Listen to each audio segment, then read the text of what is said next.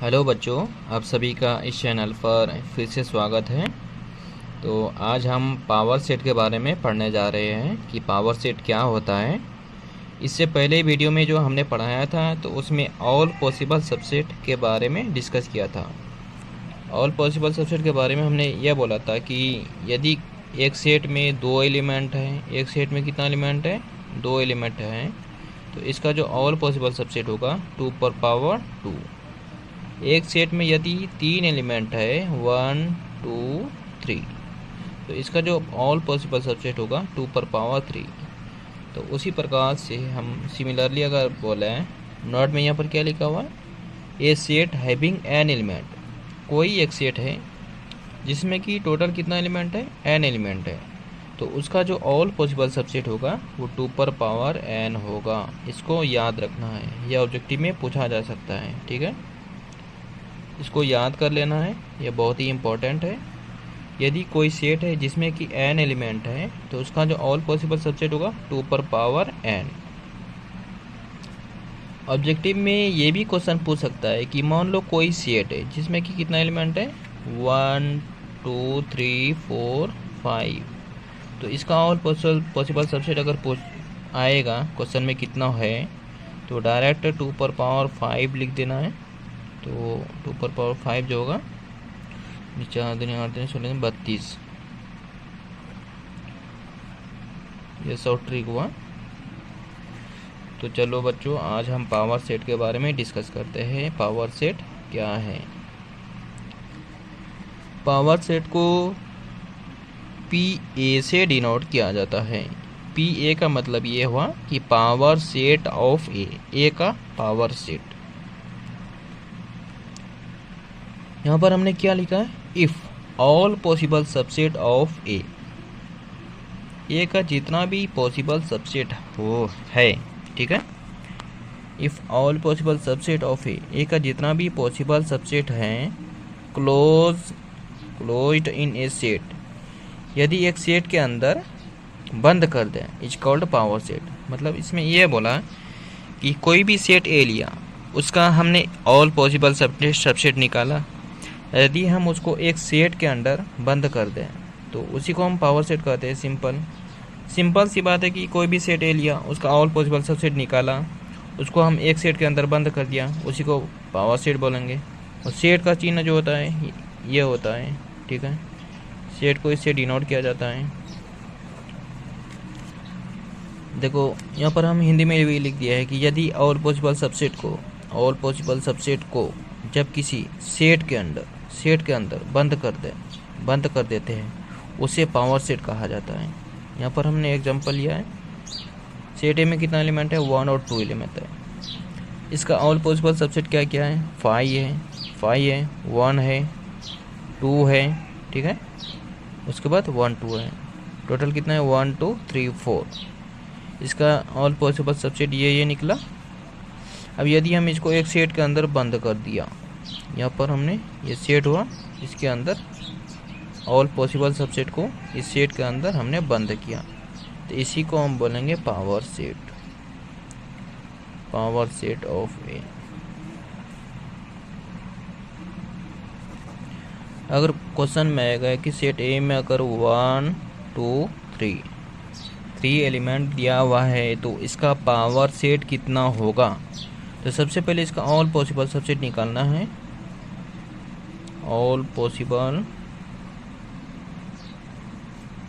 इसका all possible subset निकाल लेते हैं। 5 1 2 3 1 2 1 3 2 3, उसके बाद 1 2 3। यहाँ पर बच्चों देखिए कि सेट ए में 3 एलिमेंट क्या, इसका ऑल पॉसिबल सबसेट निकाल लिया हमने। अब इसी को हम पावर सेट बोलेंगे यदि हम इसको एक सेट के अंदर बंद कर देते हैं, तो पावर सेट, तो इसी को हम बोलेंगे power set of A. Simple सी बात है कि कोई भी सेट है उसका हम ऑल पॉसिबल सबसेट निकाला, यदि हम उसको एक सेट के अंदर बंद कर दें तो उसी को हम पावर सेट कहते हैं। समझ गया पावर सेट? चलो हम अब आगे देखते हैं आगे क्या है। हाँ तो बच्चों पावर सेट आप सब समझ गए हैं, तो इसके बाद जो पढ़ाएंगे तो रिलेशन चैप्टर स्टार्ट होगा। तो इससे पहले कुछ इम्पोर्टेंट टॉपिक समझ लेते हैं, उसमें जो जो यूज होगा उसको पहले हम समझने का प्रयास करते हैं। तो सबसे पहले समझ लीजिए यूनिवर्सल सेट के बारे में बताते हैं।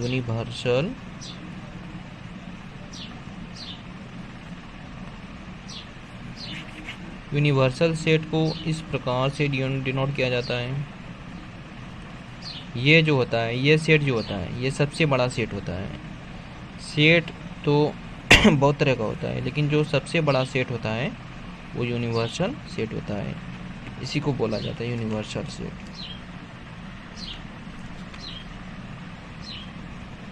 यहाँ पर हम यूनियन को इस प्रकार से लिखा जाता है, इसको हम बोलते हैं यूनियन। इसको हम इंटरसेक्शन बोलते हैं।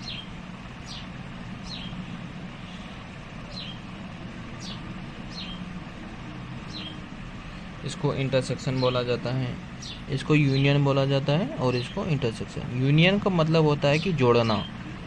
इसका सिंपल का मतलब क्या होता है? जोड़ना। ठीक है, यूनियन कहीं पर भी लिखा हुआ रहे तो इसका सिंपल समझ लेना है कि मतलब जोड़ना है, जोड़ हो रहा है। ठीक है, और इंटरसेक्शन का मतलब होता है कि कॉमन, मतलब दोनों में जो कॉमन मिल रहा है। इंटरसेक्शन का मतलब क्या हुआ कि दोनों में, दो सेट में जो कॉमन मिल रहा है। और यूनियन का मतलब क्या हुआ कि जब दो सेट को जोड़ा जा रहा है उसी को यूनियन बोला जाता है।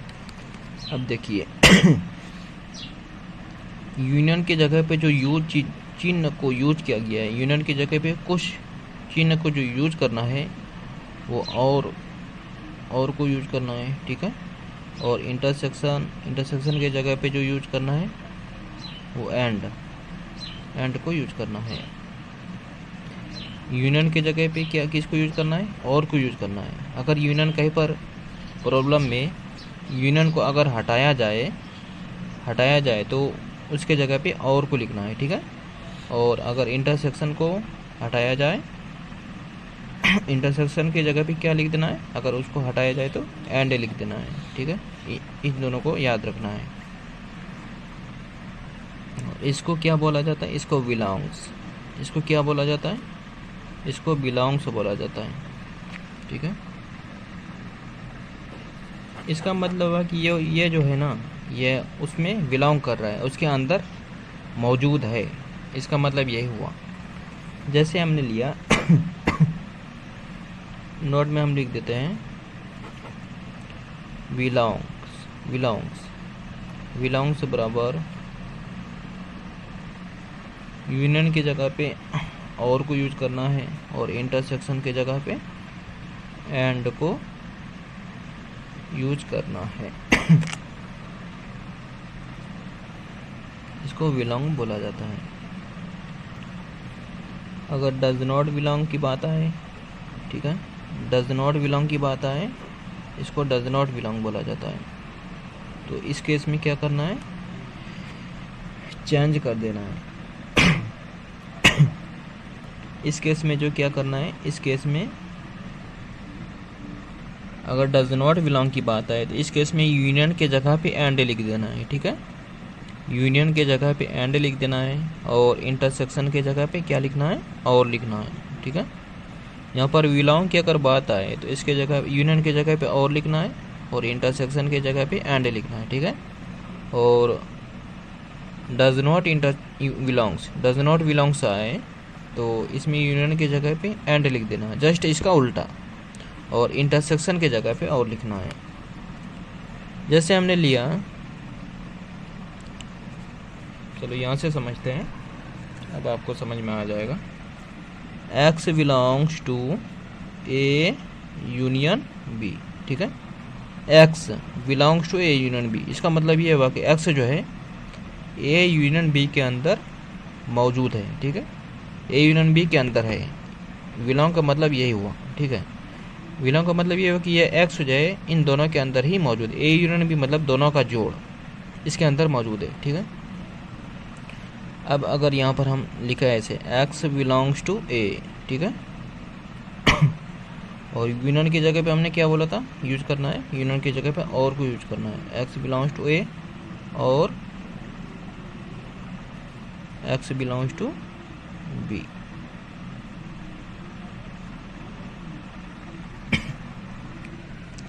यूनियन को हमने हटाया तो क्या यूज किया, और को यूज किया। अगर हम X belongs to A intersection B लिखा हुआ रहे तो इसको क्या पढ़ना है, implied X belongs to A intersection को अगर हम हटाते हैं तो एंड यूज करेंगे, and X belongs to B, ठीक है। देखो बच्चों, अब यहाँ थोड़ा समझ लेते हैं कि यहाँ पर जो हमने लिखा X belongs to A union B, ठीक है, तो एक्स बिलोंग्स टू ए और एक्स बिलोंग्स टू बी, इसका मतलब ये हुआ कि एक्स या तो ए में मौजूद होगा या एक्स या तो बी में मौजूद होगा, ठीक है। एक्स यहाँ पर जो है एक्स ए यूनियन बी में मौजूद है, तो इसका मतलब ये हुआ कि एक्स या तो ए में होगा या तो बी में होगा, ठीक है। इसका जो है ना, इसको समझने के लिए थोड़ा हम एग्जांपल देते हैं। जैसे हमने सेट ए में कितना एलिमेंट लिया, 1 और 2 लिया, ठीक है, 2 एलिमेंट लिया। और सेट बी में कितना एलिमेंट लिया सेट बी में जो हमने एलिमेंट लिया 1 और 3 लिया, ठीक है।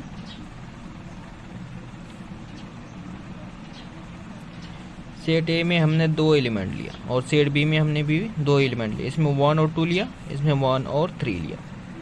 तो हमने कोई एक एलिमेंट उठाया, जैसे हमने 2 उठाया, ठीक है, हमने 2 उठाया, तो 2 जो बिलोंग करेगा ए यूनियन बी, मतलब दोनों का जोड़ मतलब 1 2 3 हो गया। ए यूनियन बी बराबर कितना होगा, 1 2 3 होगा।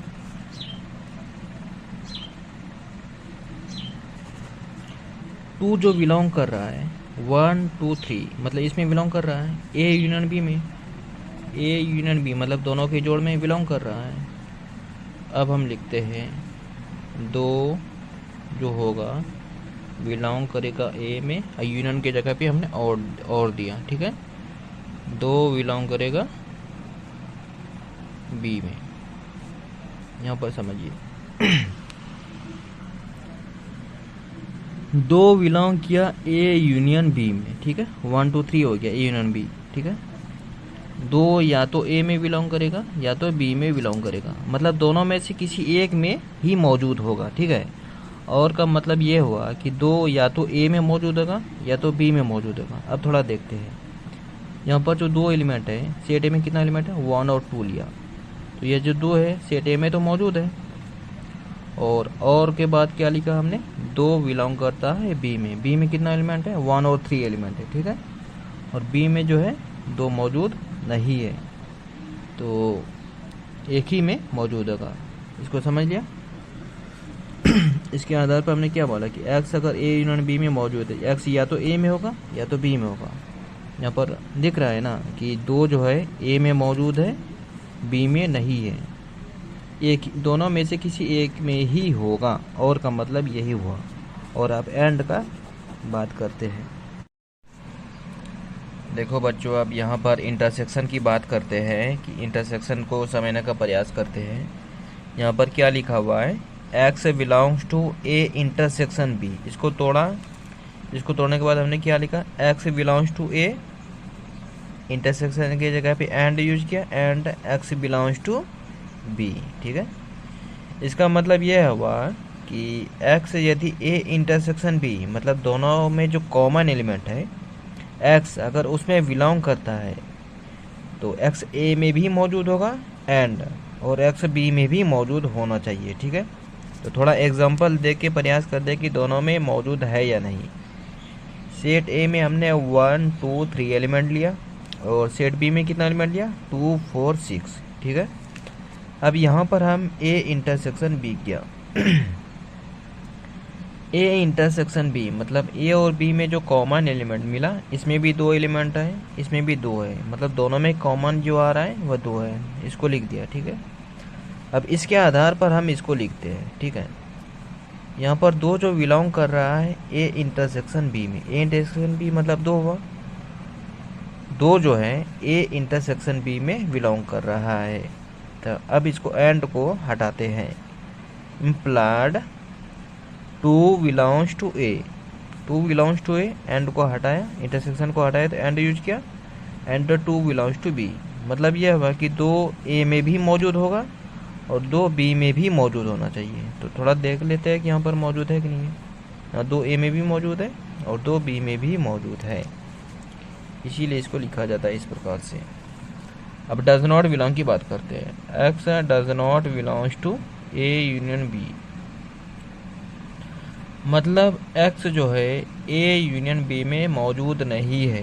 तो सिंपल सी बात है कि ए यूनियन बी का मतलब होता है जोड़, दोनों का जो जोड़ जो होगा, समूह होगा, उसमें मौजूद नहीं है। तो x ए में भी नहीं होगा और बी में भी नहीं होगा, ठीक है। Implied x does not belongs to A and x does not belongs to B, इसको समझने का प्रयास कीजिए, ठीक है। वहाँ पर तो हमने बोल ही दिया था कि जहाँ पर भी डज नॉट बिलोंग आए तो यूनियन की जगह पे चिन्ह को एंड यूज करना है, ठीक है, और की जगह पे एंड यूज करना है। लेकिन क्यों यूज करना है इसको समझ लेते हैं कि x does not belongs to A union B, मतलब x जो है ए यूनियन बी में मौजूद नहीं है। ए यूनियन बी मतलब दोनों के जोड़, दोनों का जोड़ जितना भी एलिमेंट होगा उसमें ही मौजूद नहीं है। तो एक्स सिंपल सी बात है कि ए में भी नहीं होगा और बी में भी नहीं होगा। तो यहाँ पर इसी प्रकार से लिखा x does not belongs to A, x A में भी नहीं है, एंड और एक्स बी में भी नहीं है।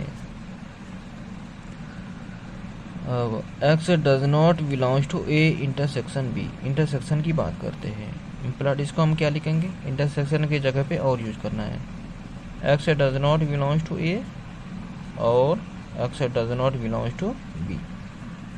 हमने क्या बोला यहाँ पर, x जो है a इंटरसेक्शन b मतलब दोनों में जो कॉमन है उसमें ही मौजूद नहीं है।